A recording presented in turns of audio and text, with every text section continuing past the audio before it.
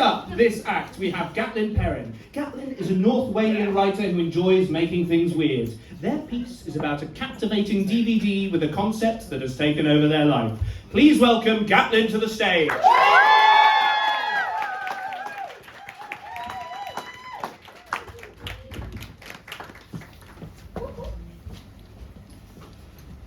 I work at a chain DVD and music shop on the high street. You can probably guess which because it's the only one.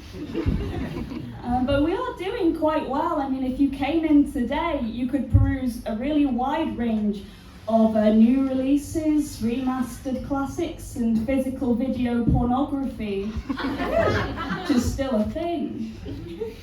Unlike the family films, the porn doesn't have its own section. In fact, we dot it sporadically around the world cinema section, which is weirdly offensive when you think about it. I don't know if it's something about the Vaseline smeared lens work or the dreamy synth soundtrack that gives these films a distinctly European feel. Either way, it makes looking through the world cinema section kind of like a horny Easter egg hunt, which is just as fun as a regular Easter egg hunt, except at the end, instead of getting lots of chocolate, you get lots of shame. Not that I've ever watched any of these DVDs, and I'm not being weird about it, to each their own. It's just I personally prefer my pornography to be ethically sourced from reputable websites where the name is vague enough so as not to appear conspicuous on my bank statement. The names of the DVDs we sell do not have inconspicuous names. And they do sell, they're bought by exactly the kind of person you'd imagine would buy them. Kind of crusty 60-year-old men who put the DVD down on the till and say, "Oh, don't worry, love, I don't need a bag, I'll carry it home."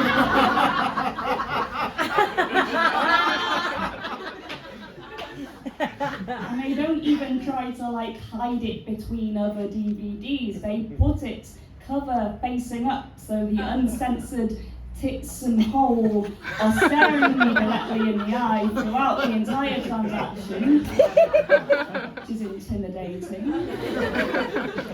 God, to have the confidence of a 60-year-old man, the life I would lead.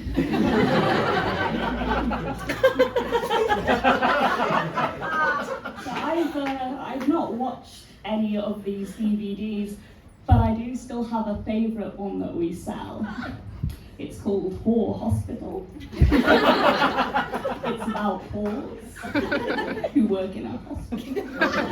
It's not even the only one of the whore franchise that we sell. We've got Whore Angels and Whore Heretics. There's a whole whore cinematic universe, a WCU. But Whore Hospital is still my favourite of the titles because of the implications this title has about the lives of the women in it. These women work in healthcare, they're working women. Well, I mean, they'd be working women even if they were just whores, because sex work is real work, we all know it. Anyone who's ever faked an orgasm knows it's at least worth a living wage.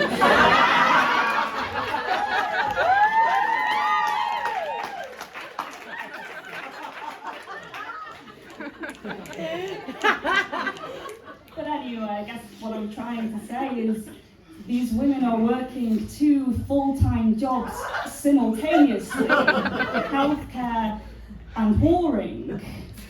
What an intriguing take on millennial work culture. I think about these whores a lot. It takes up a lot of my time. Do you think that these whores are general practitioners, or do you think that they specialise? Do you think there's like a whore cardiologist who like raises your heart rate and sends you for an EKG? A whore osteopath who's working with bones in every sense of the word? I imagine there would be a lot of whore podiatrists because speeds. Do you think the whores are unionized? Do you think that they would strike? Do you think there's multiple unions based on district? No, that's silly, because, I doubt there's enough whore hospitals to constitute multiple districts, but it's nice to think about. Do you think there'd be a whore ambulance service? And if there is, do you think that the siren would be sexy? Or do you think it would cater specifically to people who already find ambulance sirens sexy?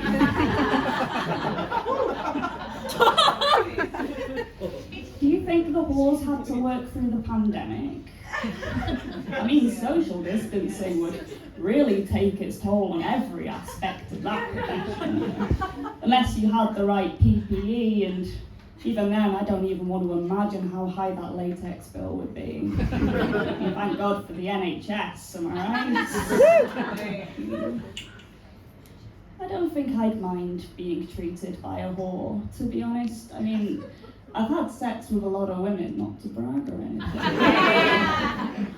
And more often than not, aftercare and consent and comfort have been paramount, as well as cleanliness and bedside manner. I bet these whores would be funny as well, because think about it. If you go through like 8 years of med school and then specialist training on top of that in a notoriously sexist industry, and then you decide to do residency at whore hospital, and you've gotta have a sense of humor.